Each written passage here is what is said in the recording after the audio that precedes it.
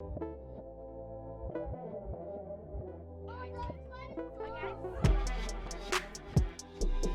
that shit.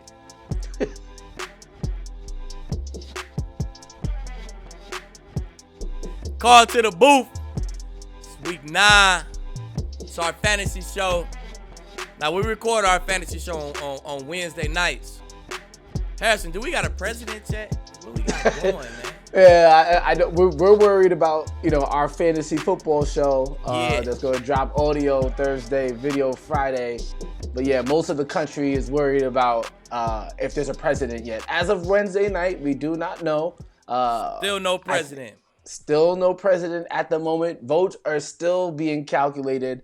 I think I speak for you and I speak for all of us, our production team, and you and myself.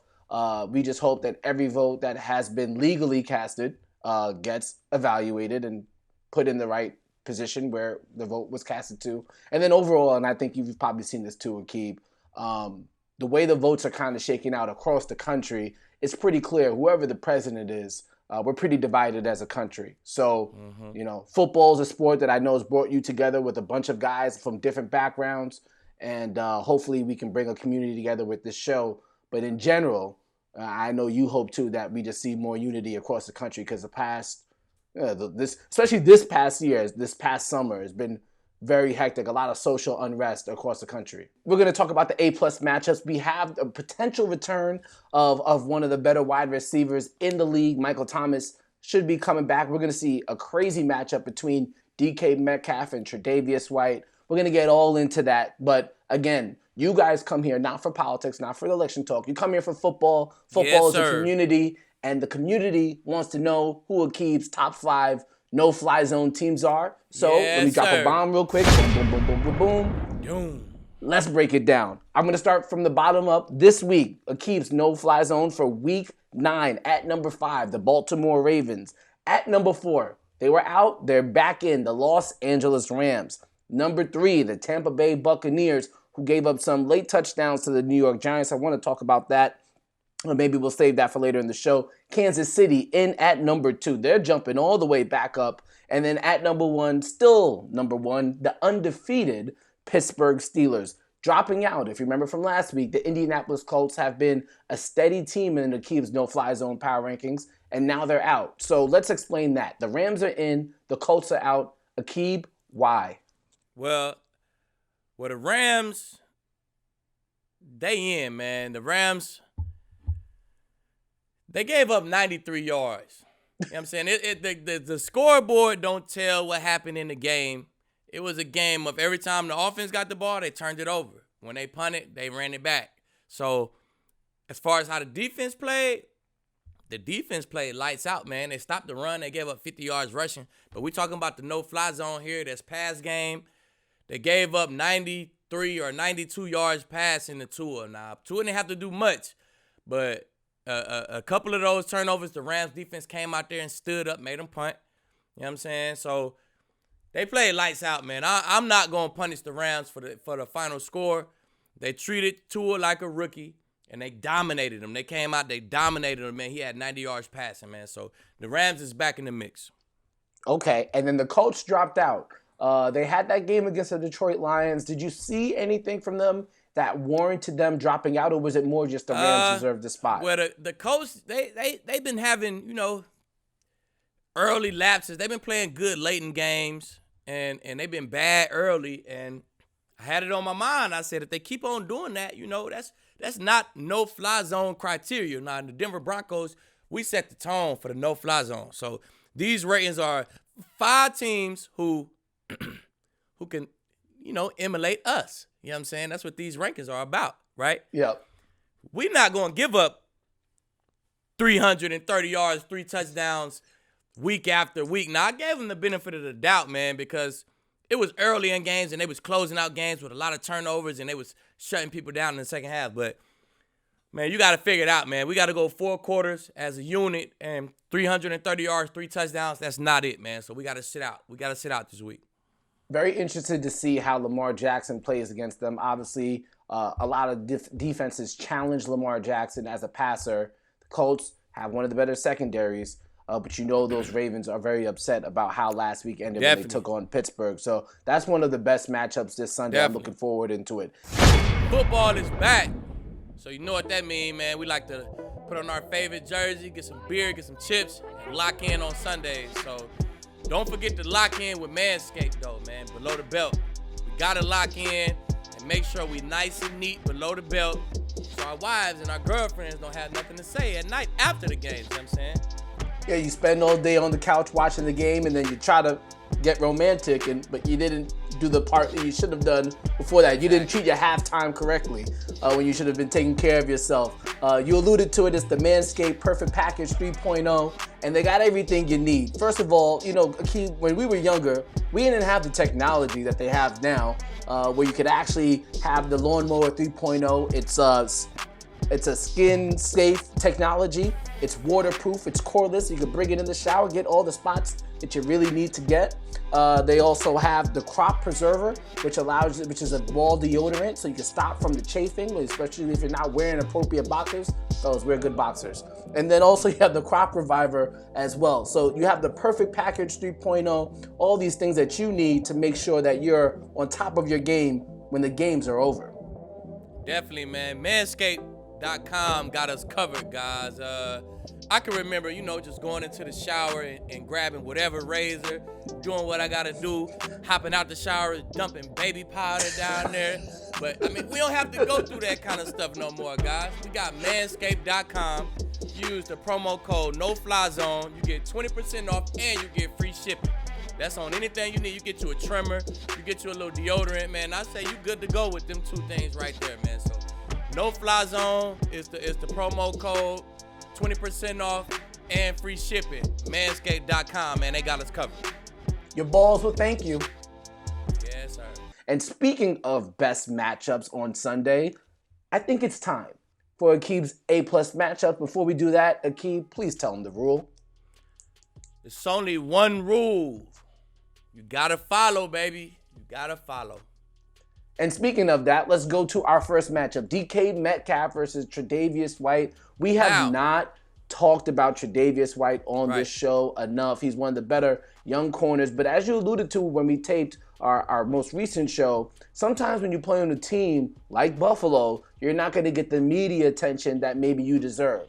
So what does Tre'Davious White get now? Maybe what you think is the best wide receiver in the league, DK Metcalf, coming into Buffalo. They might not have Chris Carson. It doesn't look like they have Carlos Hyde.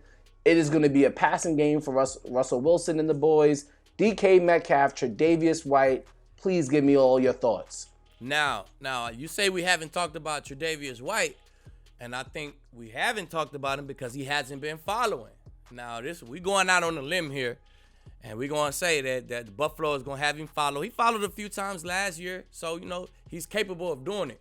He hasn't been doing it this year, but if Buffalo want to win this game, man, they're going to have to stop DK, and it's going to take a 6'2", 205-pound corner to stop him, man. So we going out on the limb here this week. We going to say they're going to have Tre'Davious White follow DK because you got to take him out the game, man, or to get ugly. So we'll see. We'll see how this week go. How do you think that coaching staff, if you think you're going to get shadow coverage potentially from Tre'Davious White on DK Metcalf, how do you think how the coverage revolves around Tyler Lockett? If you were the defensive coordinator for the Buffalo Bills and you know the rushing attack is going to be limited for the Seattle Seahawks, how do you devise a secondary coverage scheme against against Lockett and against DK Metcalf? I make Lockett beat me, man. Now, mind you, Lockett done beat a lot of people. We done seen him beat a lot of teams, but I make Lockett beat me. You know what I'm saying you're not gonna beat me with DK this week, man. I'm gonna take DK out the game. I'm gonna put Tre'Davious White on him, and I still might lean my safety to his hash. You know what I'm saying? When we play man, if we playing zone, we play zone. But I might have my safety on his hash. I'm going to take DK all the way out the game, man. DK will be a non-factor if I was the D coordinator, and I'm going to make Lockett have one of those 150-yard, 3-touchdown games. If we're going to lose, we're going to lose like that. Give me DK's over 75 yards, a touchdown. Give me a stat line prediction. Even if they do have Tre'Davious White follow him, I like DK to go for He gonna go for 100 in the tub. He on this Dean right now, man. Hey, 100 in the tub, 100 plus in the tub for DK this week, man. He going. Okay, let's talk about this because there's some fantasy football owners. If you're smart about it, you could potentially think about trading for DK Metcalf or trading him away. Right. If you look at what he has coming up. Let's look at his next 4 matchups after Tre'Davious White. Jalen Ramsey, Patrick Peterson. When we saw what happened when they played the Cardinals the first time, all the attention, all the receiving yards really went to Tyler Lockett. That was his game where he had over 50 fantasy points. Then Darius Slay, who's been very good as a shadow corner this year so far, took out Amari Cooper, even though that might have been Amari Cooper's fault this past weekend. And then James Bradberry, who we saw have a strong game against Mike Evans outside of that 1 touchdown pass in the end zone from Tom Brady. So again, next 4 weeks after Tre'Davious White this weekend, Jalen Ramsey, Patrick Peterson, Darius Slay, James Bradberry. That's a tough lineup right now. DK Metcalf has 7 touchdowns, Aqib. 7 touchdowns on the year. After those 4, including this weekend, Tre'Davious White, Jalen Ramsey, Patrick Peterson, Darius Slay, James Bradberry. How many touchdowns did DK Metcalf has? Right now, again, he has 7 through 8 weeks. For the next 4, so are we including Tre'Davious White? We'll include the Tre'Davious. So for the next 5 weeks, I'll give him 4 touchdowns. Everybody we name, man, I honestly don't think nobody going to stop the guy, man. I don't think nobody can stop him. Only way you stop him, you put one of those guys on him and you send the safety over there. Then you ain't stopped him. You just made Russell Wilson. He's just going to make smart decisions. He's not going to throw in the double coverage. He's going to throw it to the open guy. So, man, I say after 5 weeks, he got 7 now. Give him 11. He'll have 11 after 5 weeks, man. So don't trade him away. Ride with DK. I don't care who he playing, man. He the truth.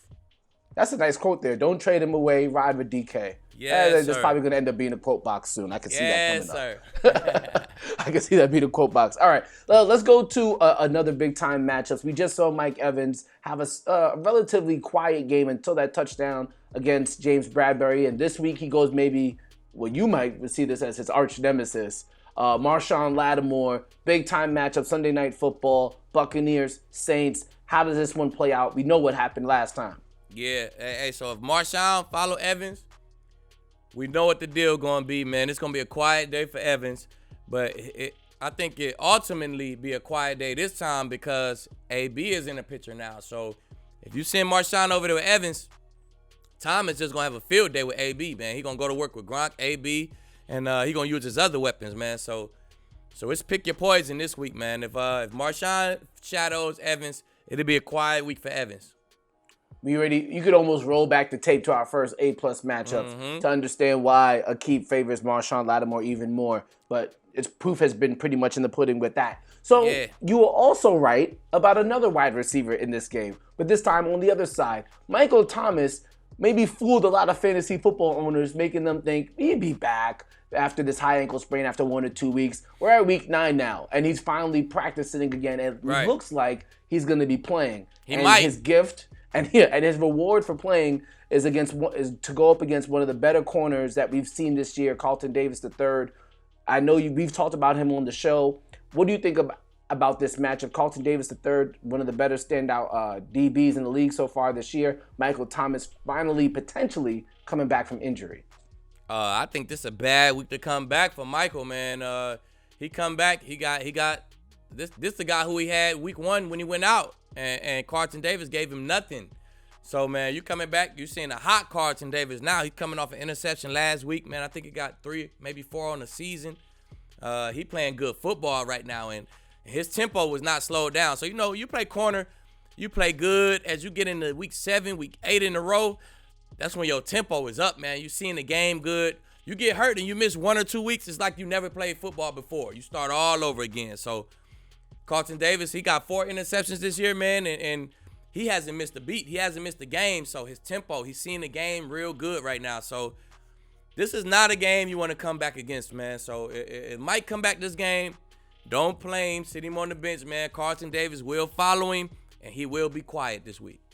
So it looks like maybe Emmanuel Sanders type of event, or Traquan Yes, Smith, sir. maybe Jared Cook in the passing game. Not a run game. A lot of Kamara. A lot of E. A lot of Emmanuel Sanders.